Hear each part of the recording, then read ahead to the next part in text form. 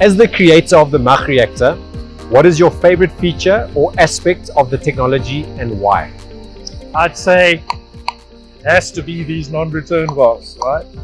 I jest. These are lovely, but no, it's not that. Okay. It's the actual cavitation principle on which the MACH is based.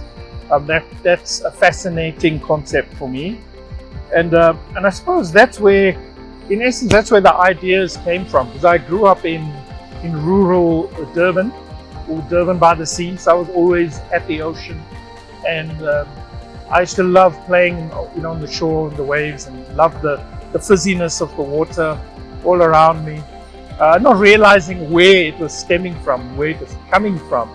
In fact, it's coming from those plunging jet principles, it's coming from cavitation, all of which is in the MACH.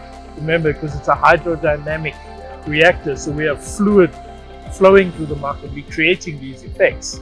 But in nature, it happens all around us naturally. So with the oceans, cavitation is inbred, it's in there. That's why a lot of people, a lot of cultures even love going to the ocean, collecting the water, etc., because they believe it is energized. They believe that if they bathe in the ocean, it will solve a lot of their ailments like arthritis and other things. But if you consider the level of cavitation that there is in seawater, especially as it's breaking on the shore, you can understand actually where that almost religious belief comes from, and where there's some science behind it.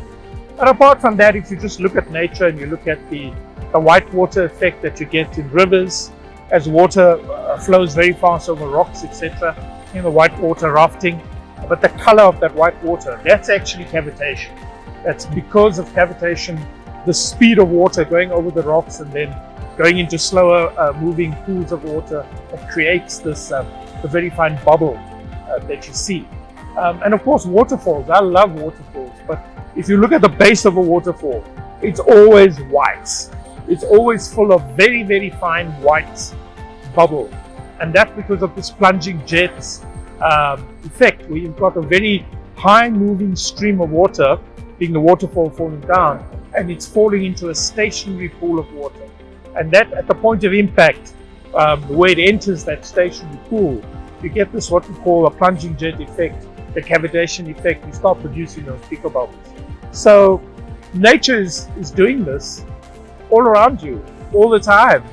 It's sort of free and happening everywhere. But it was the initial inspiration for the MACH reactor. Whenever I thought about or tried to visualize, because that's the thing when you're creating something from scratch, you don't have a go-to. There isn't something else there that you can go and study to see how is that being done. You're the first one to do it. So your first a point of call is to look at aspects of nature and try to understand that. So, after years of work on the MACH, because it didn't just happen overnight, it's ideas that sort of cemented together over time. I was very pleased to be able to harness this power eventually and put it in the form of the MACH reactor, in the venturis of the MACH reactor, and be able to offer that up to the world. And in a way, it's almost like a piece of my soul that I'm putting out there, and I'm hoping it gains a little bit of favor. Yes. But we have gained traction. We do have a lot of very happy clients. But the MACH reactor, harnessing the power of cavitation to rock your world.